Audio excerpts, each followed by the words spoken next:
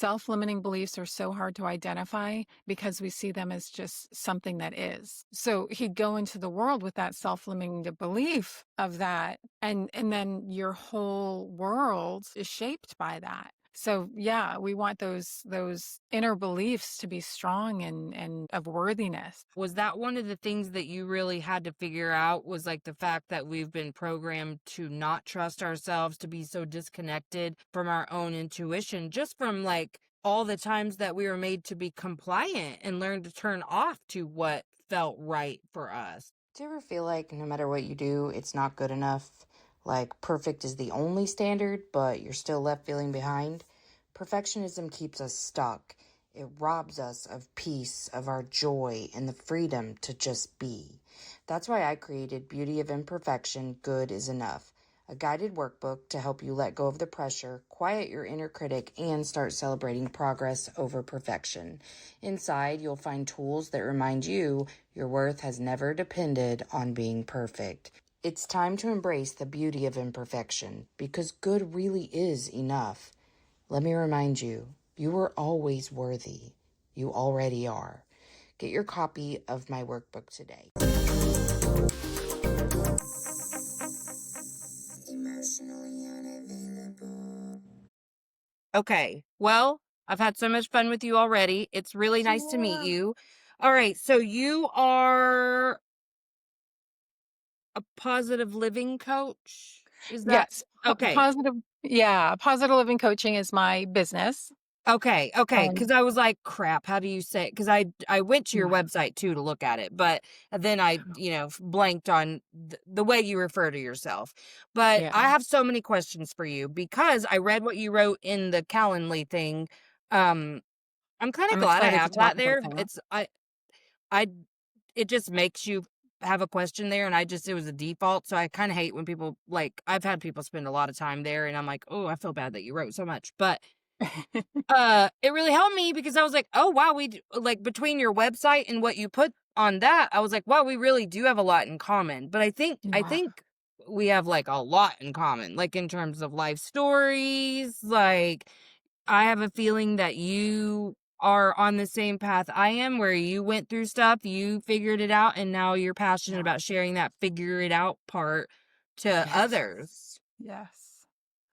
Yeah, So can we absolutely. start with well, let's just jump right in. Happy Friday. Can you tell me about your childhood? Yeah. So, absolutely. So, it's interesting because I didn't really understand the stuff in my childhood until I was 23. Mhm. I was very blessed. The one thing that I am just so grateful for is I had a very loving mother. I have a very loving mother. And I think that one of the things that I thought about when I kind of uncovered and unpacked my trauma was I did have that loving mother that supported me, that had that unconditional love that I could talk to about anything. I don't think I always practiced it, but I Sure. could. And one of the things that I realized, and I'll talk more about the trauma bits, but I realized that I had that support and still all of this stuff impacted me as deeply as it impacted me. What about the people that don't have that? And or people that don't feel that? Because I think most of the time it is there, but whether we feel it or not is an Yeah. important component. So I had overall a very good childhood as far as the big traumas go. I had the divorced parents, an alcoholic father, and then I had 2 incidents of sexual abuse. Okay. And one of them happened when I was 3, and because I was 3 when that happened, I feel like my self-worth was crushed at 3. Okay. My 1st grade reports, you get all the little reports. It always said, "She's so quiet, you can't hear her talk, she's just quiet as a Well, mouse." you really And I did just remember, internalize everything. yeah, Yeah. absolutely, and I remember feeling so much of that insecurity growing up and having those doubts in my mind. The other thing that I realized, I call them big, and then I quote, air quote, the little traumas, because the big traumas, as you know, we both are very aware of ACEs, the adverse childhood experiences. And yes, I do have a score on that, but it was also the little traumas that happened, and even with the great mom, there was still a lot of other things that happened. And especially, I know I did listen to a couple of your podcasts, not only on yours, but where you were a guest. And I forget which one you were talking about, but like classroom settings Mhm. where you get those little traumas that you just internalize. So I didn't have my voice. I eventually that came out, the voice came out, but not a secure knowing my self-worth voice. Yeah. And so much of the stuff I just repressed, it was controlling me, but I had no idea it was all those subconscious tendencies that were going on. And it wasn't until I was 23 when I was in a very safe spot, because I was actually on the phone with somebody, and they said something where everything clicked of, wow, that did happen to me. And I was talking about the big traumas at that point that Yeah. really I had repressed. But that did happen to me, and it did impact me, and that started my healing journey. Wow.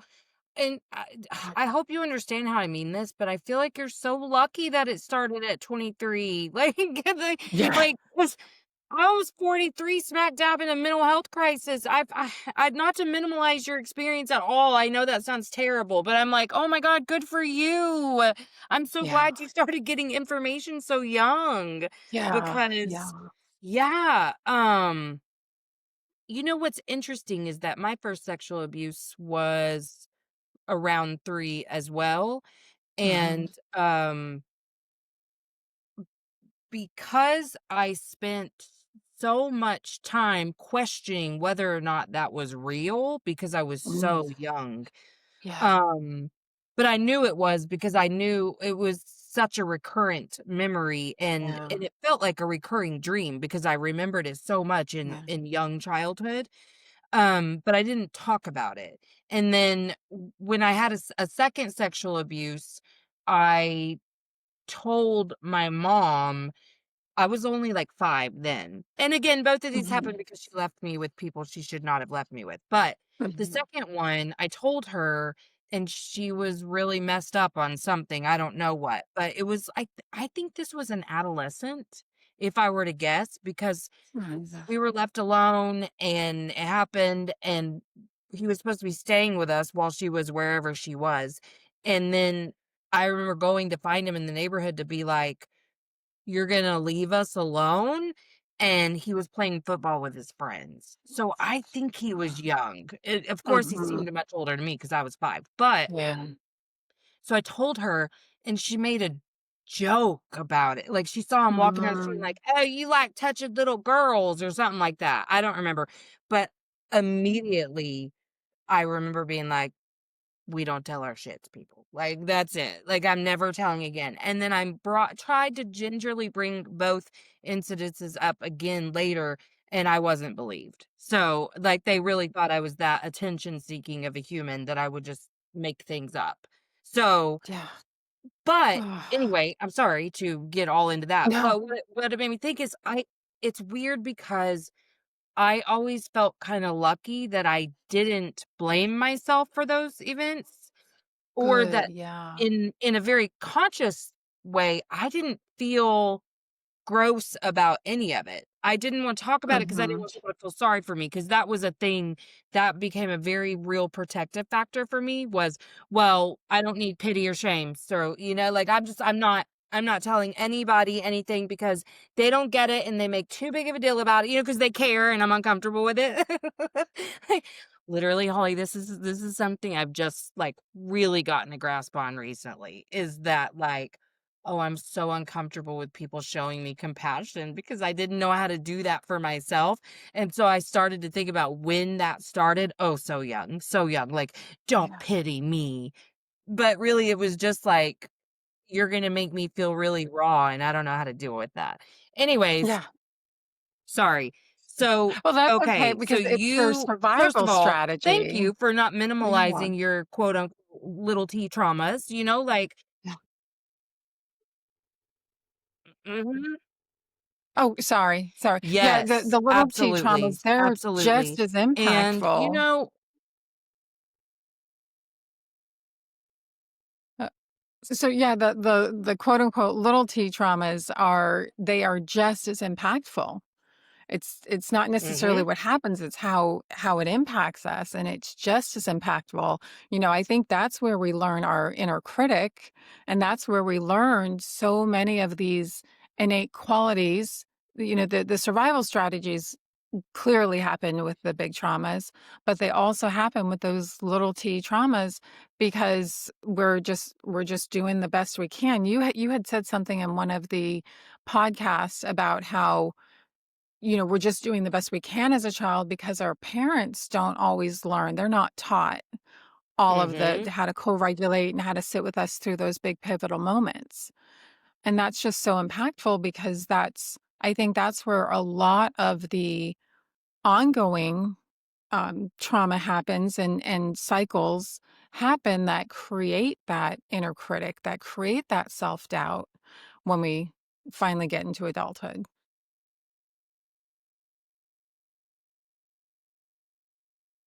I'm so sorry. That's okay.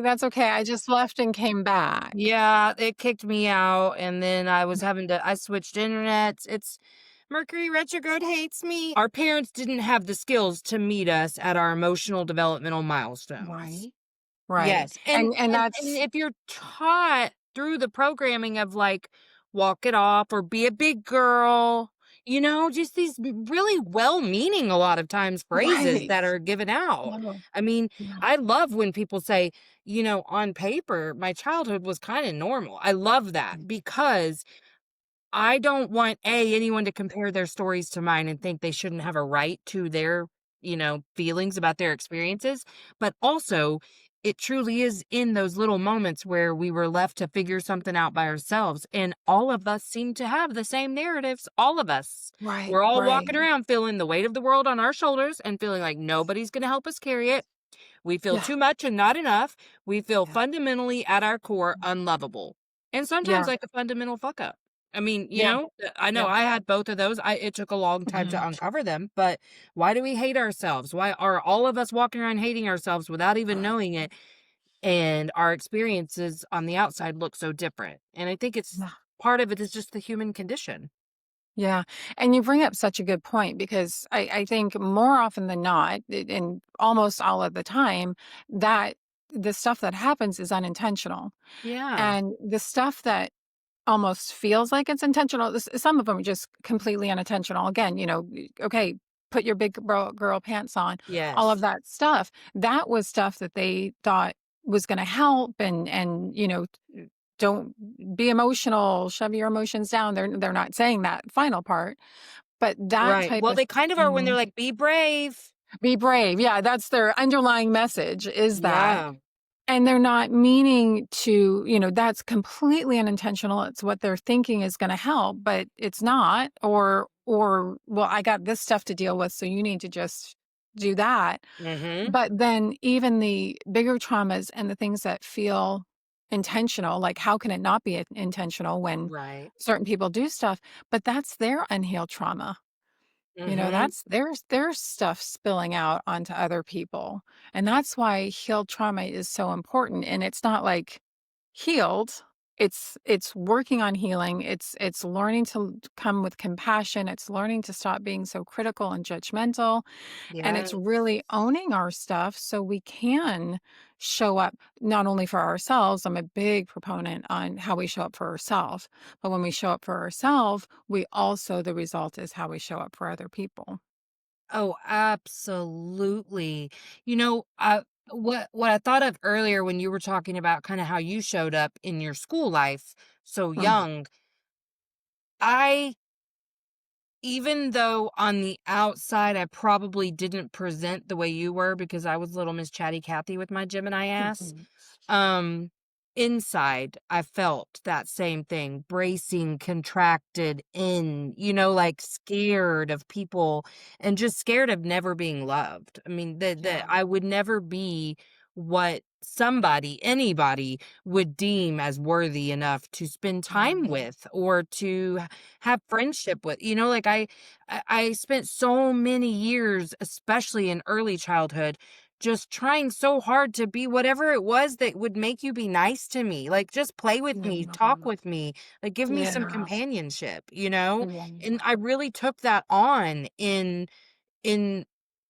adolescence. I dropped some of it after my dad died because it was like, man, none of this shit matters. But Yeah. it was still very much a part of who I was. And then in adulthood, Mhm. like, I'm just carrying all this shame because I can't be what I feel like people want or need from me. So, yeah, like we even looked different in our schooling Mhm. experiences, but like I know inside that's how I felt, just very Yeah. withdrawn. Yeah, yeah, and I thought that I was the only one that kinda had these crazy thoughts, and you realize, no, it's so much, and shame does not do anything for us. Nothing. If we can change that shame to compassion and really look, we do so much assessing of things as an adult, thinking of, like, what we shoulda done or coulda done, but if Yes. you go look at a three-year-old child, like, what could we have done? We were Right. that three-year-old little child. Mhm. So that Yes, that and I was just yeah. talking to a client about this last week at the end of a session about her like 7-year-old daughter. And she was expressing some concern that her 7-year-old doesn't have a lot of empathy for her sibling. And I said, well, that's developmentally appropriate, first of all. But she's not going to be able to extend compassion to someone else at a higher level than she's able to extend to herself. So, Mhm. if you start teaching her about compassion for herself, the natural byproduct of that will be compassion for others. And when I learned that that is why I had no compassion for a lot of people, people have Yeah. always told me, like, "You have a big heart," and whatever. It never felt real. Like, I was like, "You don't know me," because I'm actually I listened to my grandma who said I had, like, a mean heart, and so I was Mhm. like, "Oh, yeah, you don't know me." And, I mean, listen, sometimes I was real bitchy to people, so I that was the part I carried so much shame over, and so I was like, "No, I'm not a good person." But when I stopped to be like, "Oh, I was judging all of them because I was judging me," and then just the natural ability Oh, to be like, "No, they're human too," and that's just the humanness, like, I've made so much peace in the last 6 months with my grandma, who was my primary caregiver most of my mhm. childhood, because she had, like, tons of narcissistic traits, she was not nice, and while I was the golden child, I still had ever bit as much of, the BS that my siblings did, and just the expectations and the never being enough and, all of the things. Right. But I really had like it just one day it just hit me like, well, she went through all of the same stuff and maybe more than I did. And I'm loving your cat, by the way. Yeah. And I I'm love just when doing animals this. show up. It makes me so happy.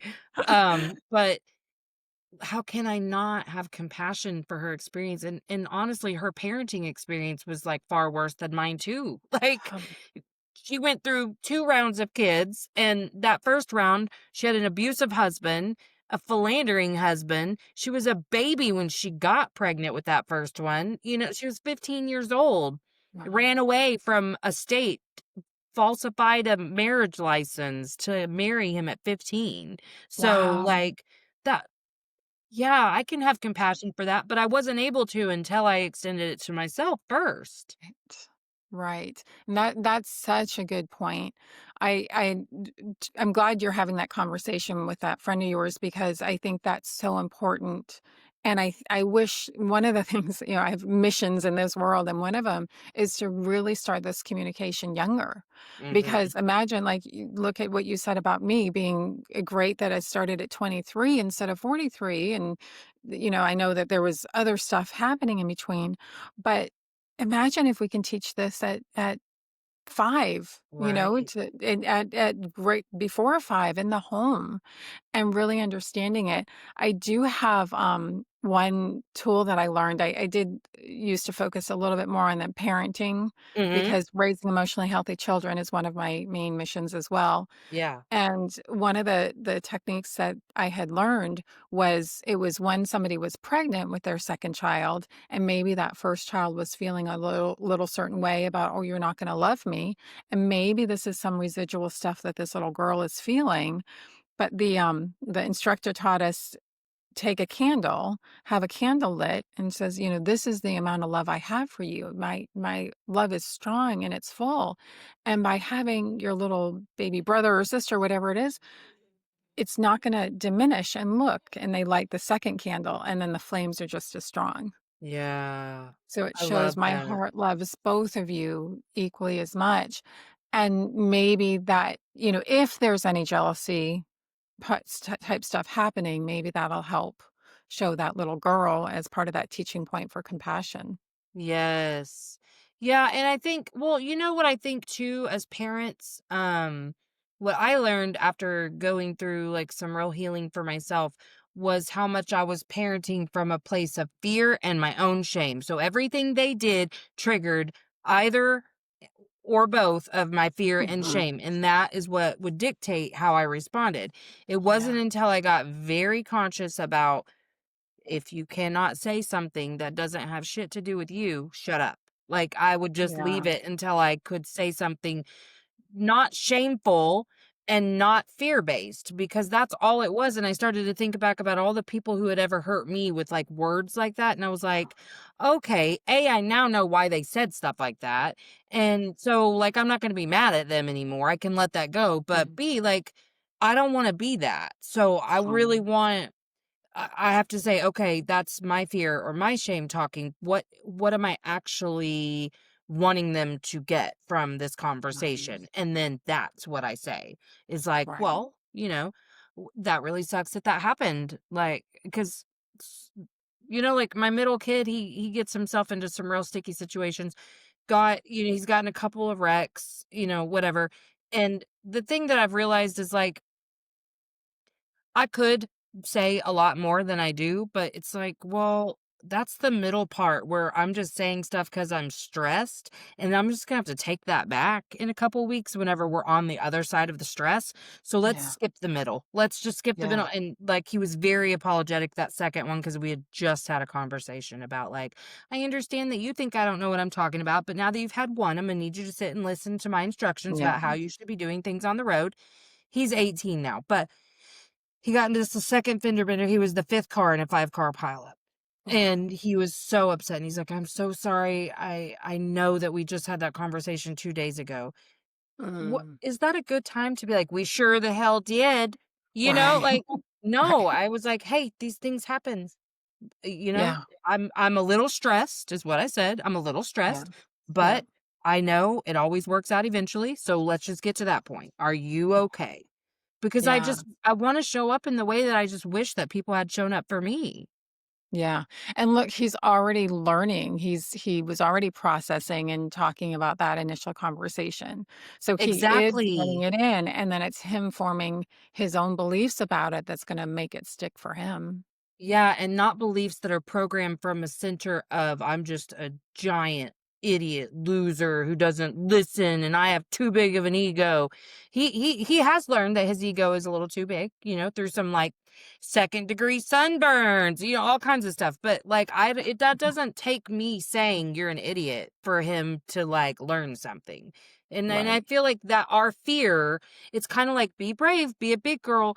That's from our own fear and our own shame because we're all, like, afraid that we're gonna have some, like, 35-year-old living in our basement that refuses to work and can't support themselves. That seems to be the overall fear that parents have, and I'm like, "Yeah, well, I think it's a faster out likelihood of that outcome if you belittle them and make them feel like they can't trust themselves to figure life Absolutely. out," you know? Yeah, yeah, absolutely, because that's gonna be how they show up in the world.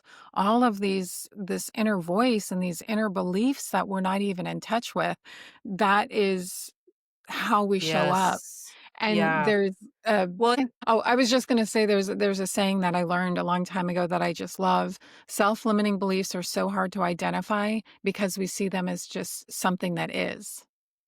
So he'd go into the world with that mhm. self-limiting belief of that, and then your whole world is shaped by that. So yeah, we want those inner beliefs to be strong and of worthiness. Yeah, and do you in your work or even in yourself, was that one of the things that you really had to figure out was like the fact that we've been programmed to not trust ourselves, to be so disconnected from our own intuition, just from like all the times that we were made to be compliant and learn to turn off to what felt right for us?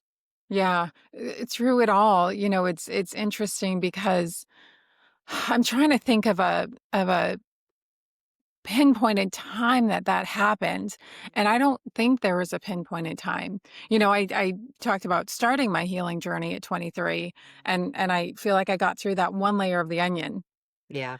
And then it was through multiple different layers that, and heck, there's probably still more layers under there. Sure. It's probably still going to come up. It happens.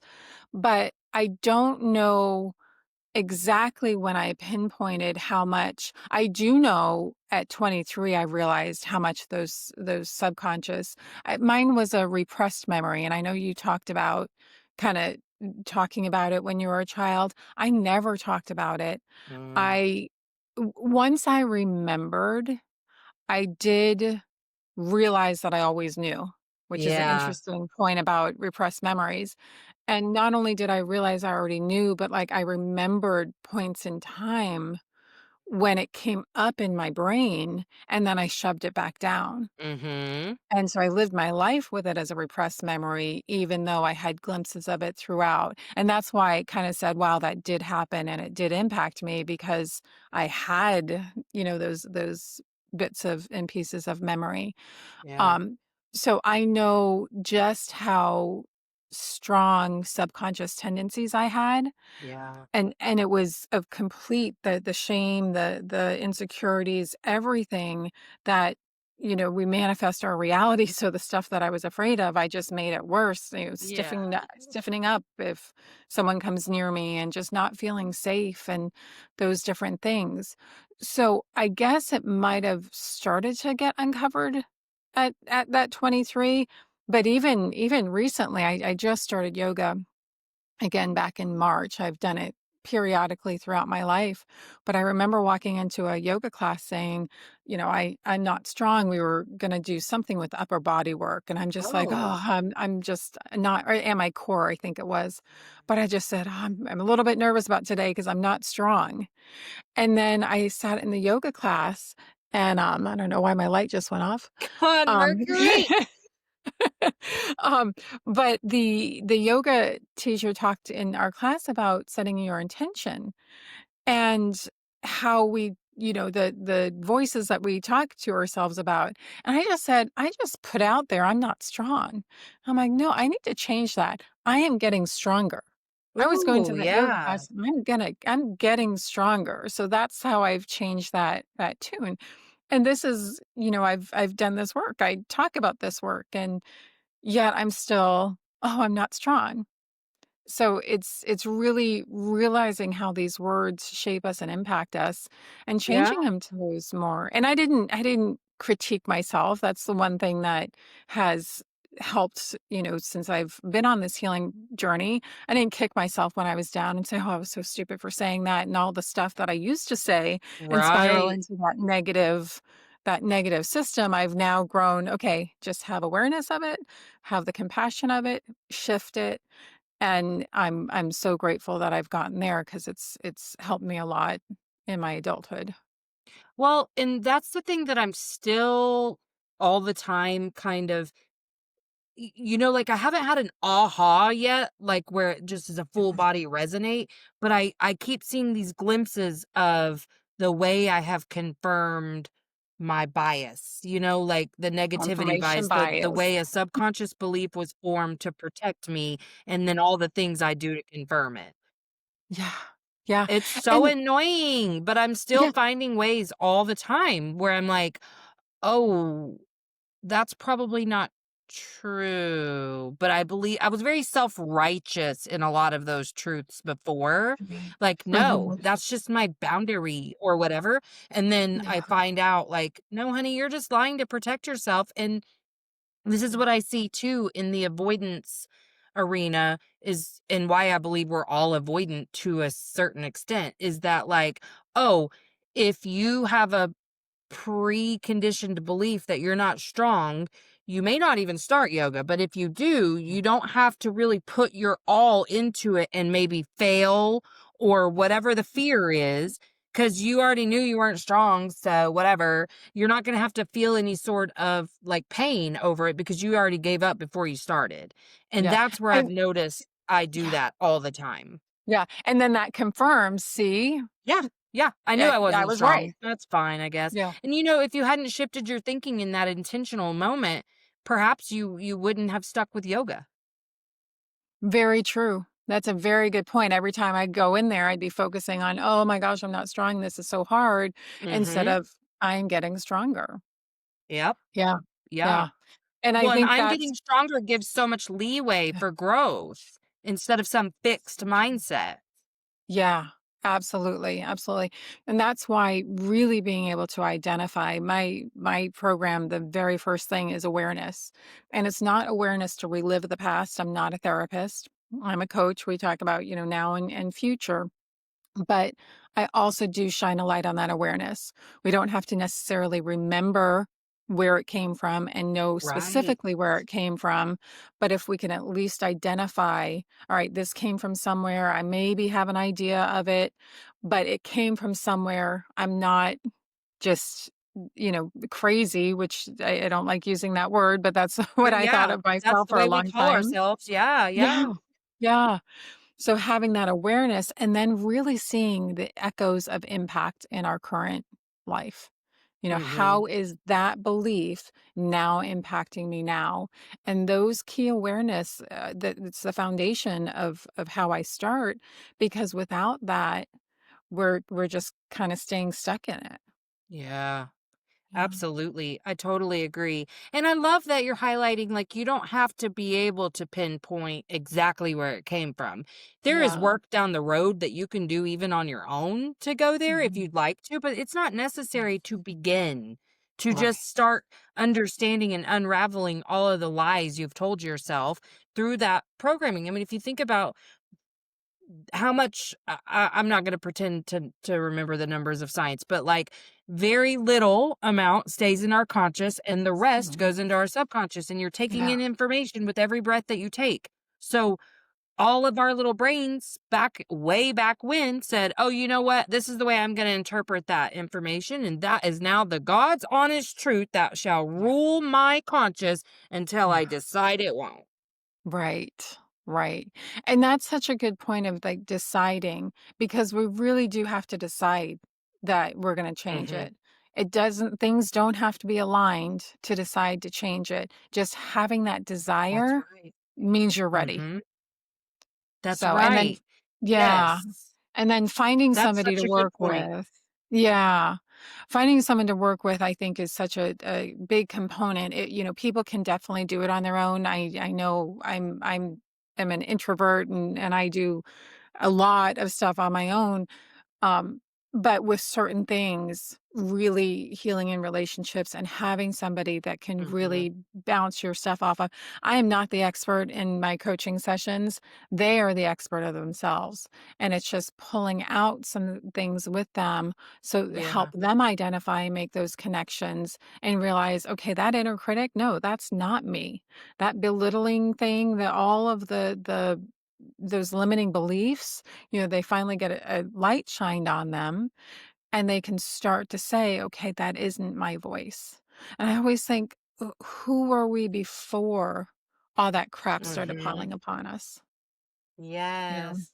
let's reconnect to Yeah, that. that's why I love the idea that, like, we're not trying to change everything about ourselves. We're trying to come home to ourselves, embody what we're trying to learn, stop being so disconnected from yourself, and then Yeah. embrace every last thing about you. Whether you think it's Yeah. your worst flaw or best characteristic or Yeah. whatever, it's all you and it's Yeah. all magic and it all has a function. Absolutely. So, Mhm. like, go with the flow. Don't try Yeah. to change everything. I remember thinking that. I remember thinking everything about myself had to change for me to be worthy, you know?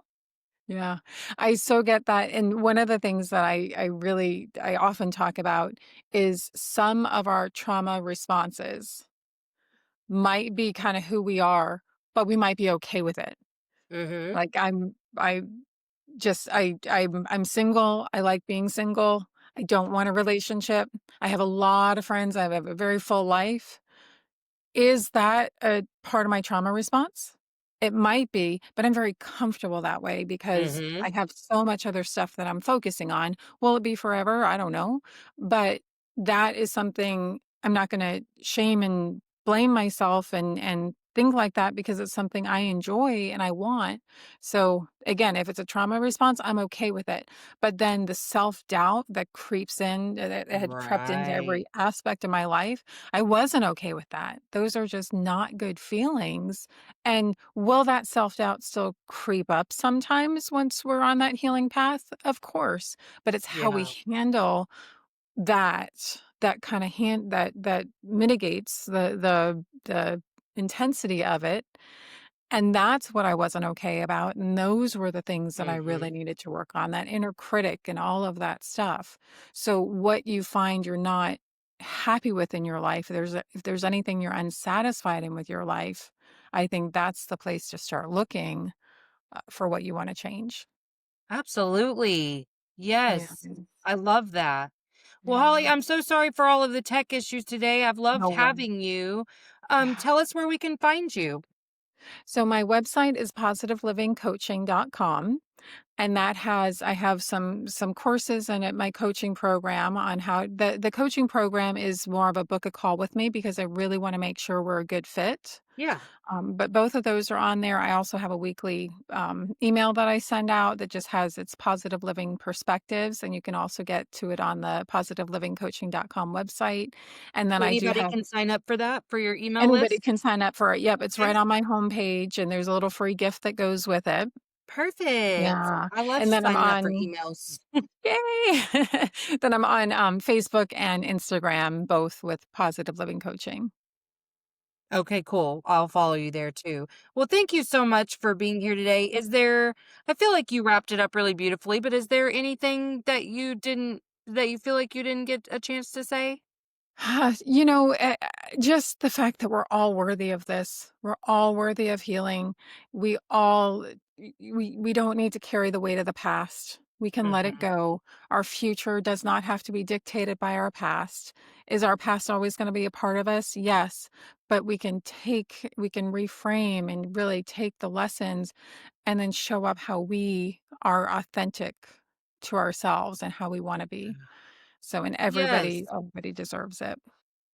You're so right. Oh, I love that. Great Yeah. parting words. Okay, I'm gonna push stop if you'll hang out for just a sec. Sure. Thanks for coming to Emotionally Unavailable. If you haven't already, like, subscribe, and share. Emotionally unavailable.